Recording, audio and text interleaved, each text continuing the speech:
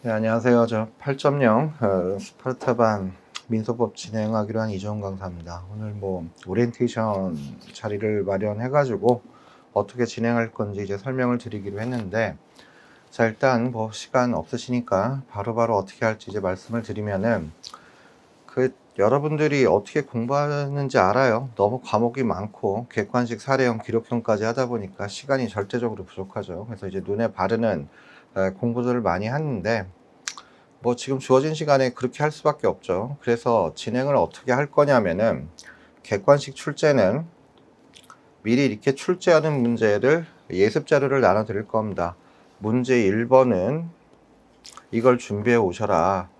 그 다음에 문제 2번에는 이런 걸 출제할 거니까 거기에 대해서 미리 준비해 오시도록 하는 예습 자료를 나눠 드릴 거예요. 이 예습 자료들은 이제 도표로 정리해 가지고 시험 문제 이제 나올 수 있는 것들, 이런 것들을 쭉 정리를 한 거, 이런 것들을 객관식 10문제마다 다 미리 나눠 드려 가지고 공부하시도록 해서 오시도록 할 거고, 사례형 문제도 그렇게 할 겁니다.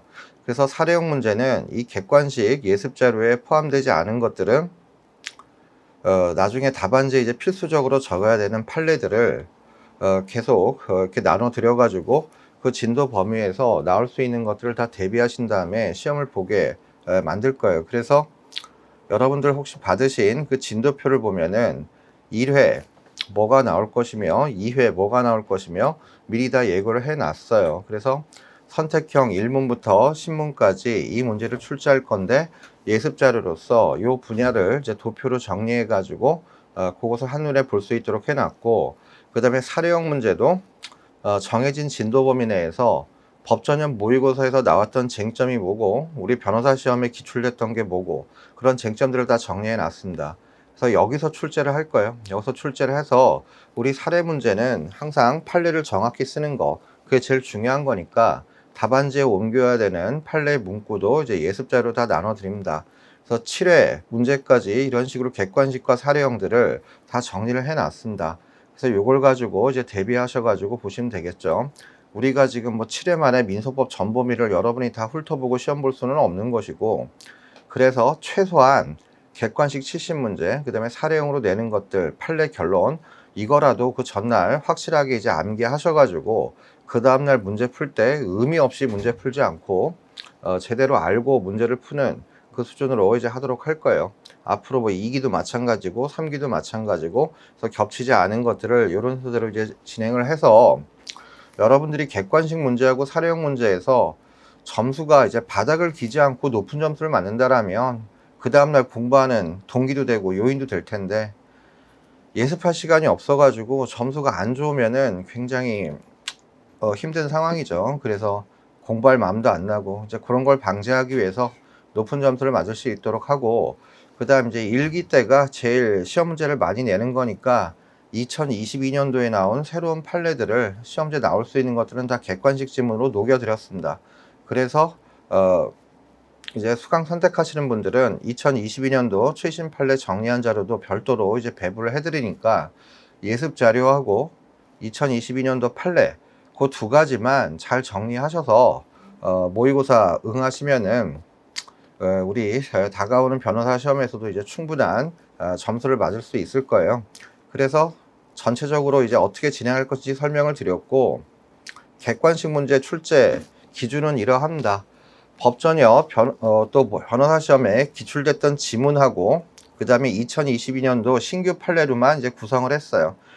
그래서 2022년도 신규 판례는 해설지에다가 신규라고 적어드렸고, 법전협과 변호사 시험 기출 지문은 몇 년도 언제 출제됐는지 그것도 다 이제 표시를 해드렸고, 그 다음에 출제 지문 선정은 법전형 모의고사에 여러 번 중복 출제됐는데 아직 변호사 시험에 출제되지 않았던 지문들을 우선 선정했습니다.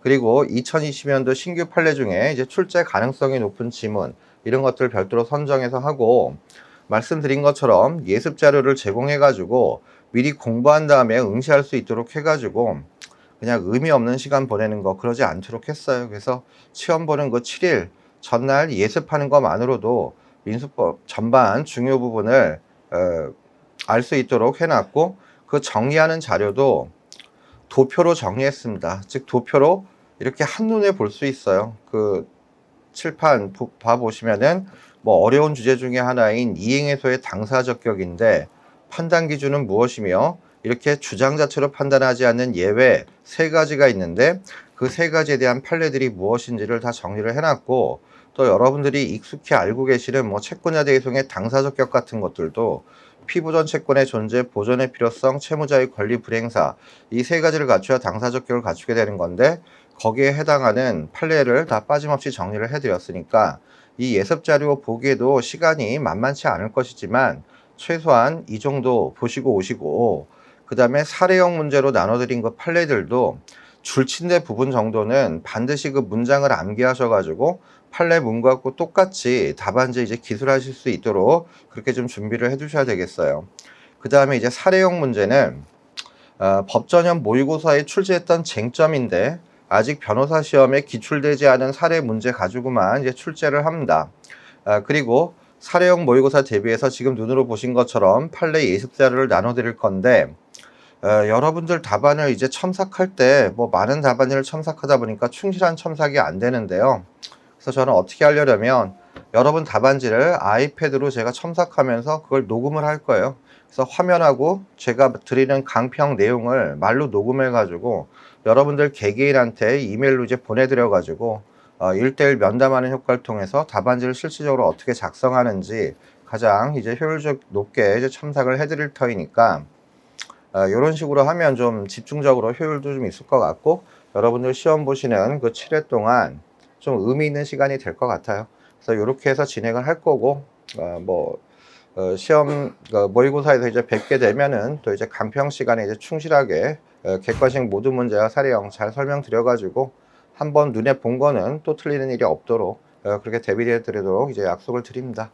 오늘 오리엔테이션 들어줘서 감사하고 이제 강평 때 뵙도록 하겠습니다.